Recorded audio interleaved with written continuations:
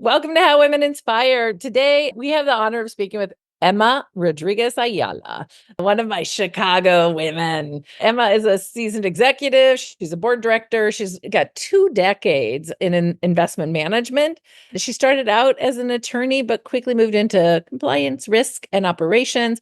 She serves as the chief administrative officer and general counsel at Ariel Investments. If you don't know what Ariel is, look it up. It is a game-changing investment firm, and I am so excited to talk to you today, Emma. Emma is also an independent director at First Bank Chicago, Angeles Investors, and Chicago's PBS station, WTTW WFMT. She hails from Puerto Rico, and Emma is deeply engaged and using her privilege and her networks to really support the Latino professional community. And she's been recognized as one of the US's 50 most powerful Latinas. I would say even less than the top 50. It's probably, even a smaller number than that. But what an honor to have a chance to talk to you today. So excited to dive in. First, thanks for having me, but also I love your energy, Ah, particularly after I have my coffee here because it's afternoon, you yeah, bring the energy naturally. I'm like trying to medicate with coffee. always, always, always energy. And I have to tell you, I am feeling like we're having our moment right now. There's all these numbers about women have 52% of the wealth. This big wealth transfer, we're going to have 60% by 2030. We've got 500 female LPs in our funds. It's like a big, exciting moment in time for all of us and women operators like you and me. Like 30 years ago, you didn't have women like you and me in any kind of volume at this sort of level. So, Particularly, I grew up in the investment management industry. There were not like yeah, that many women in investments at all. I always get super excited going to investment events and seeing the breadth of women that there are yeah, now, and yeah, particularly coming up the pipeline. It is yeah. very exciting. Yeah, in 2010 in the venture space, there were only 12 women-run venture firms. And I know that you're on the board of Angeles. There are now 300. So we actually have infrastructure that people could actually leverage and invest in and make a lot of money because, women return more for their investors than anybody else. I know I don't have to tell you that. I would love to sort of dive in and talk about, how did you really get involved in getting Latinas to be investors? Where did that stem from? It's interesting because I think part of the reason why I'm so focused on getting more Latinas and Latinos as well, but Latinas in particularly in investments is because I knew nothing about the industry. Like if you're Latino, the Latinos listening would know, like your parents are like, you have to be a doctor or a lawyer or an accountant or like in a service industry, right? It's sort of like that's like what you aspire to. Those are like the jobs that pay money. Nobody's like, I would like you to be a stockbroker. I would like you to be a portfolio manager. Let me Yeah. tell you about how you can, active investing versus passive investing. Like, nothing. I Well, love I'm married to a Mexican, and the trust in the financial systems is not there. And like, there are banks that went out of business. You're like, where'd my $100,000 go? Like, correct. you Correct. know. So I not have been that elevated of a role. I love it. And I love you have that experience because frankly, it is not unique, I think, to the Latino community. I think it is unique to a lot of underserved communities that don't have the financial literacy. But my lived experience was that, right? And Latinos are really amazing about building small businesses. My parent had a really successful and incredible small business. Latinos also love buying homes, like investing in real estate, right? That's important to them to like own their little piece of land. Yep. And I think it's because both of those things are very tangible. A small business, you can walk into your store, right? You can walk into the bodega, you can see what you bought and what you're selling. Your Yeah. home, you can feel it. It's like there. Putting money in some computer at the bank that then invests in the stock market is like a little step too far. And so for me, I became a lawyer. I thought I would be a general like corporate attorney. And I lucked out in that like my first like week in my internship as a lawyer, I ran into the investments group. And this was like, like 3 financial crises ago.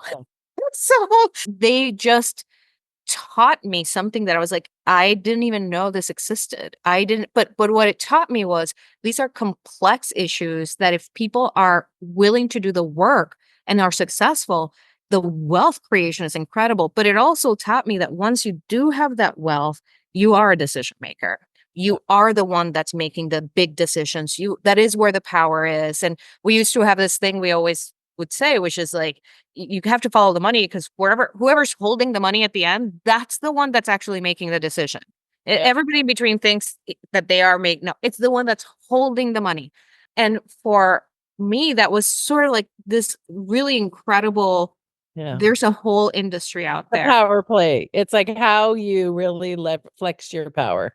Yes. So that was sort of an aha moment, but a sad moment, because what I found was, particularly not that many women, now a lot, but for sure not that many Latinos. Like almost always I was the only Latina. Even once I left private practice and was in-house at asset managers, most places, right, didn't have a ton of Latinos. If there were Latinos, it usually was in operations, or because they were all accountants, because their parents were the Right. accountants, you know? Yeah. Yeah. And that for me meant that even if we were getting Latinos into the investments industry, we weren't getting them into the seats that held the money, that were Right. making the investments. So Angeles Investors Group for me a little bit out of that as well, because we kept saying not enough people are investing in Latino-led businesses. And all of a sudden we were like, wait, like we can do that. We're Latinos. We can invest in our own business. Yes. And the biggest headbutt we got with people, honestly, was they didn't understand how to do venture capital investing, angel investing. Yeah. And so we were all like, well, those of us who do know how to do it, we can build a platform to teach them. So it's all Yeah. nonprofit, right? It's all Yeah. volunteers. Yeah. But literally one of our missions is sure to find, fund, and grow Latino businesses. But I always went from to build a pipeline of Latino investors. We Yes. need Latino investors. I need people flexing that muscle. The more you give, the more comfortable you are taking that risk step of Yeah. the money. You see the money go, you don't see it come back for years. And in between, you got nothing. You don't have a Yeah. house. You don't have your bodega to touch. You got nothing but hope, right? But that you've made the right investment decision. And so that for me, see, I get excited in my soapbox. Love it. That muscle need to be flexed. And I think Latinas in particular invest in a really fascinating way in our communities and in businesses. And so I do a ton. I love talking to other Latinos about investing. I love pushing them to invest. I haven't been too successful at getting a lot of my family members to invest, but I need to change that. Yeah. Well, sometimes our families are the last believers. Honestly. That is pretty standard. They're like, "Oh, we knew you when you were a snot-nosed 8-year-old." So I love that. This is so important to me. And I have adult children, Latinos, that have restricted stock units, and they're trying to understand a whole other scale, like millions of dollars potentially, right? And so, and I feel like what's happening for them, and what's happened for a lot of the women I know, one, no one invites them in. No one even talks to them about it. And when they do, they make assumptions about their wealth or their capacity to understand and take risk. How are you helping Latinos really think about, overcoming both the barriers of being othered or whatever, those things that create that sense of like, not for me, and really start to build that a full portfolio, not just like, okay, put it in the public markets, but like the entire portfolio. Yeah, I'm going to give three specific examples. One, I would say, one of the reasons why I love working at Ariel, and it is value aligned. And when you can do that with your employer and your own values, it's always fascinating and perfect. But one of the biggest things for Ariel has always been financial literacy. We have the Ariel Academy, where literally we are teaching from kindergarten to 8th grade and giving money, like actual money, giving kids money to invest and to learn. That's how John Rogers learned about investing. His dad would buy him stock, and he would have to learn since he was a little kid. And so I start there because honestly, I hadn't done that till I started really working at Ariel. But here when we do bring your kids to work there, the kids show up, they have shirts that say future investor. They get little business cards that say future investor. They are taught from 4 years up about the markets. They also talk about companies. The first year my kid did that, I didn't do it. People here did it. He got home and he said, I need to buy Roblox stock. I was like, Oh my what? God. And Oh he my was like, God. he literally was like, they taught us this and they said that then I can own it. And I was like, okay, so you're going to buy one stock. He literally tells everybody he owns Roblox, like it's his company. It's got But that was 25 1 bucks, year. 50 bucks in a thing. Yeah. And part of me wants to be like, I should own Roblox because of how much money you spend on Roblox. But that's a whole conversation.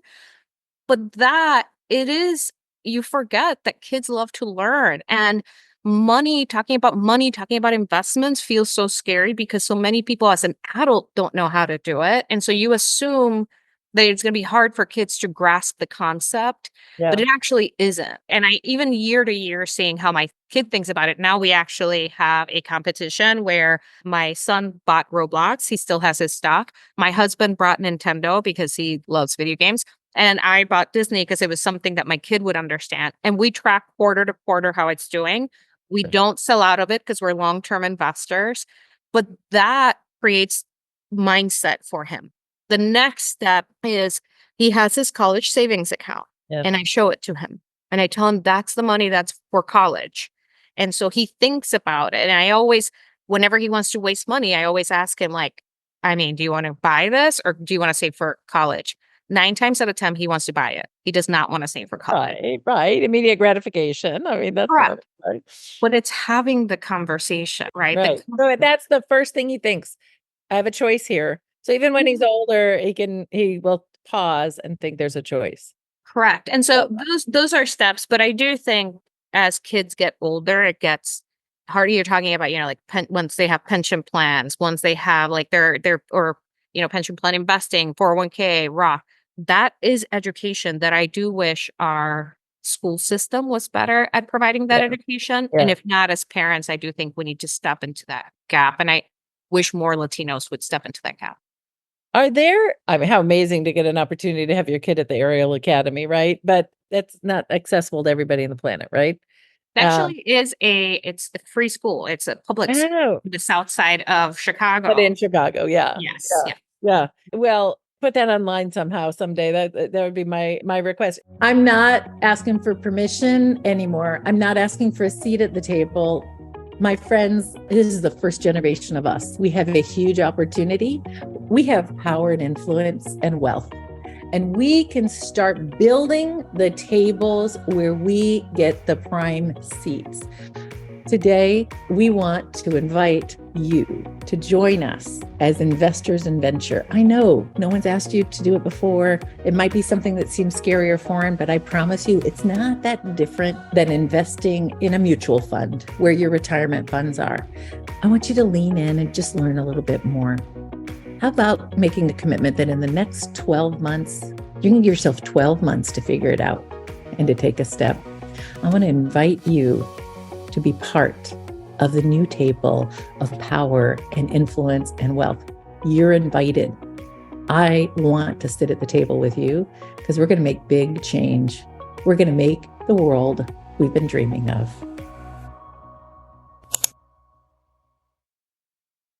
It's been so fascinating as an adult to watch our kids as they become adults and look at how they handle investing in money and their risk tolerance and sitting around as a family and having those conversations about. So, there's high yield savings accounts that they started thinking that that's the thing. Like we're having all these conversations about like, what do you do for short-term liquidity, versus longer term investment opportunities?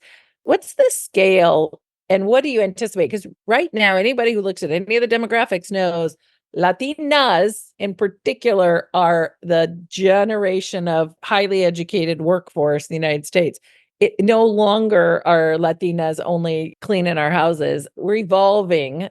When you look at the demographic numbers, how are you seeing Latinas sort of changing the workforce? And how can we get a massive number? Like, you don't trust somebody who doesn't get you to help advise you on your investments. So it behooves us all to get a bunch of Latina investors, investment management advisors, and leaders like you. So it's interesting. So we here at Ariel, and my whole career has been in the institutional space where we're not, selling to humans, to individuals, but we spend a lot of time partnering with companies that do sell our products, right? At financial advisors who work with individuals. Whenever we meet with them, I'm always fascinated because what I always explain is, listen, if you look at the demographics, in the however many 10 to 20 years, the vast amount of savings, like 401k savings, are coming from minority communities because it is with Pension expanding the fund. workforce. Yes. So Yeah. 401ks, well, a lot of the old school pension funds are closing, right? And those tend Yeah. to have the demographic of workers from prior decades. 401ks, so defined contribution, the growth is exponential for Latinos in particular because that's who entering the workforce. I always laugh because people are like, "Oh, Latinos is like the biggest demographic of this or that." I'm like, "Yeah, but they're all like in the 6 to 12 year range, so we need like 20 more years, right, for them to be Yeah. saving." Yeah. But because of that, what I always say to financial advisors is, if you want a long-term scalable business that survives this next decade and into the next, you have to have a strategy around your Latino demographic because Yep. that's where your 401k money is coming from. Yep. And not doing so is essentially you admitting that over time you're willing for your business to go down. Now, I do think that doesn't mean that you have to just like hire Latinos to sell to Latinos. My financial advisor is awesome, has helped me for 15 years, and she is a Caucasian woman. But one of the reasons why I chose her was her perspective on how she engaged with clients, and financial advisors in particular are in a fantastic position to bring other service providers to their clients. So you need a trust and estates attorney. Your financial advisor helps you. You need insurance. Your financial advisor finds an insurance broker, right? You need anything. And they're sort of like the person who like helps you connect you. Her recommendations were always very diverse. She was like, she wanted to bring forth vendors that looked like her clients. And while she herself was like not Latina, it made it so I knew I was with values aligned vendor. Yeah. She And really so, cared about you and what was important correct, to you and what was correct. safe for you.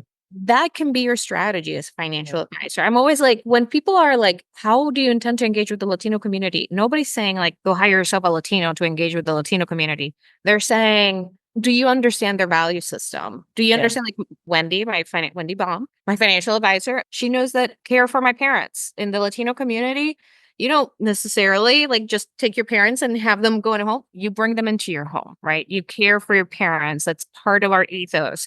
So she knows we have to have in our budget that, right? Like the things that will allow us to parent our child and to parent our parent Yeah. at some point. Yeah. Uh, that's understanding the community in which you serve. Yeah. Thank you so much. So we talked about how parents can start to, and you, what a great example about how what you did with your kids. How can we work with Latinos to start with small investments, and how can those turn into significant long-term financial well-being and even intergenerational wealth? What's your advice for people? So I would say if you're already in the workforce, you need to be putting into your 401k. That's like the Yeah. basic normal Yeah. first step. Yeah. I do think there are, like you started with, there's so many tools and organizations now that help. And so if you feel lost, it's starting to like read up. And sometimes it feels overwhelming. It's like, I don't have time to read up. Then get yourself, take that little step of getting a financial advisor. There are a lot of financial advisors that work with people in lower socioeconomic levels or organizations that support them. The help is out there, look for it. But the first step is start with the 401k. If you're a parent, I always just really start with just talk about money at the dinner table. Talk to Yeah. your kids about money. Show them how your money is used in the household. If schools aren't teaching that, and they should, that's why at Ariel Academy we do it. If schools aren't teaching that, this is a gap that you would never be like, I'm not going to teach my kid how to tie his shoes. It's a life Right. skill. Managing money and knowing where to put money is a life skill. Teach it. Yes. Yes. Fantastic. So you are such an amazing leader. You're in the top 50, probably top 10 in the country. Sort of how are you using your power and your influence these days to really change the future for my daughter who's coming up behind you and watching your leadership? Yeah, it's really interesting because I don't think I have ever woken up. I will be very honest and thought to myself, I'm going to do something because it's going to like inspire somebody or like I literally am like, I'm the primary breadwinner in my family. I need to, make sure that I'm delivering for my family. I need to make sure I'm delivering for my colleagues who trust me and have trusted me. I need to make sure I'm delivering for my bosses, right? Like I need to make sure I'm delivering in the community because I hold a particular space. So I wake up It's weird. so Latina. Like it's all about responsibility to community. Right, exactly. Yeah. Clearly, I grew up in a Catholic Latina household. Right. But that's the sense of duty, right? And responsibility that is to me what drives me. And so when people are like, "Oh, what do you wish to inspire?" I'm like, honestly, I never think about it. What I think about is making sure that my nieces and my nephews, but my nieces get something better than that I got, which frankly, my mom and my aunts and my grandmas did for me. My mom grew up in a house that had a dirt floor, right? Like they did their part for me to be Yeah. who I am today. And so that is truly what drives me. Just deliver this because this will make their lives better. But it is sometimes hard to do, I think, because there is so much going on in the world. There are so many areas that need fixing. So it can be completely overwhelming. And what I always tell people is like, well, I tend to just pick a thing, not every day, but I pick Yeah. something Yeah. to make a difference, like that matters to me, that will help somebody, and just break it down. And then hopefully that all adds up to something amazing that your daughter and other daughters can, enjoy. Well, you are such a role model for so many. So I hear you're very clearly talking about that first concentric circle of responsibility, but the ripple effect of your leadership is extraordinary and everybody else sees it. It may not have been your intention from the beginning, but if you were to define your leadership style or strategy, how would you define that? Maybe I'll say what I hope it is, but you never know how people take, like how people actually experience who you are.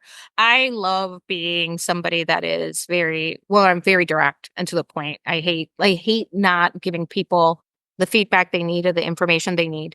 I love working with people who are experts in their areas and who my view of life as a leader and what I try to do here is I am not the expert in technology. I'm not the expert in operations, not the expert in marketing communications.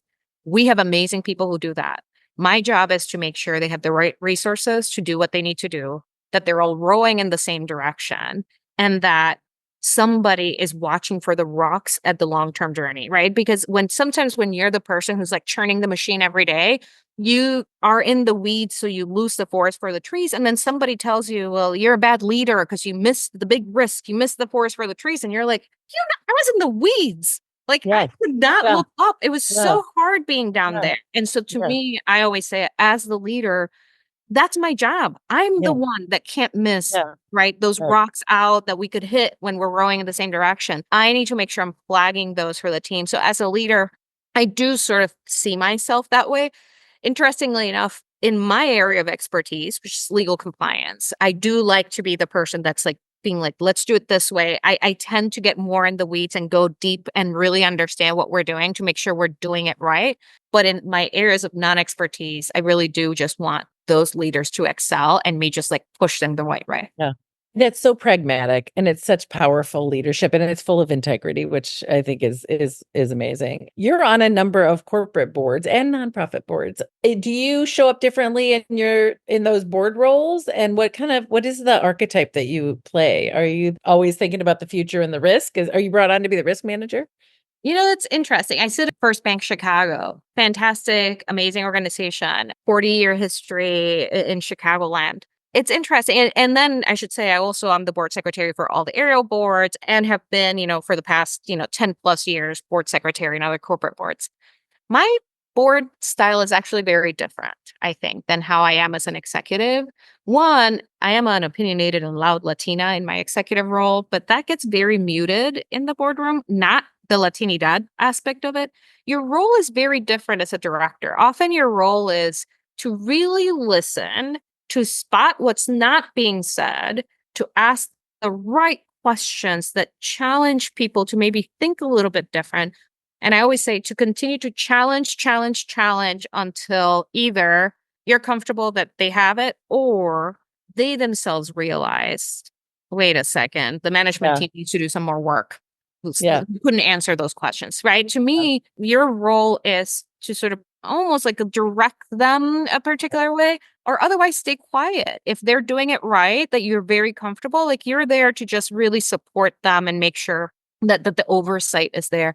And so I tend to present a little bit differently, probably much more quiet than people expect. I also, because I report to so many boards, I know how hard it is to deal with the board. So I do tend to send my questions ahead of time Yeah. to the executives. Your homework and send it ahead. Send it Such ahead. practice, my God. Yeah. Or, Yeah. and usually what I say is, could you please address this so that I don't have to ask a question? So that they know it's not like I'm not going to ask if you don't address it, right? I wasn't like suggesting you do this, like, please ask this, right? Like, or please answer this. And I do that, in other boards. And then the other one is I do as a board director, and I actually do this as an executive too, try to make people comfortable with answering questions, right? Like I often will couch my questions in, and people always tell me this, is this an educate Emma question? It's like, Yeah. it is. Please Yeah. tell me how Yeah. this works. And actually in the back of my head, I already know how it works. There's a point to this, but it makes people comfortable if they think they're helping you understand something, Yeah. than they think you are challenging them or disagreeing with something. Yeah. You were like, I now I know so much more about why everybody talks about you the way that they do. What a gem you are. And you're so humble about it and understated. I want you to know that your power and your integrity of how you're leading is just so evident. And I'm so grateful that people are getting a chance to meet you in this way. How can people either get in touch with you or take advantage of or participate at Ariel? We're always looking for talent. So if people want to go on the Ariel website, please do engage with us on our social media channels. I am on LinkedIn as well, and people can look me up there as well. I honestly believe, I know people hate social media. I actually think social media is such a fantastic way to learn from others. And I've learned from so many other leaders just by seeing how the thoughts they put out there and how they engage. And so happy to have people connect as well. But definitely social media is great. Awesome. Thank you so much. I know everybody's going to benefit so much from getting an opportunity to meet you. And I really just admire and respect you so much. So thanks for being here today. Thanks for what you do. I mean, such amazing work about how women lead, but you in particular, I know a lot lands on somebody like you, having helped with other nonprofit organizations. It's the unpaid job. It's a full-time unpaid job. So thank you for what you do. In partnership. Thank Yeah. you. Thank you.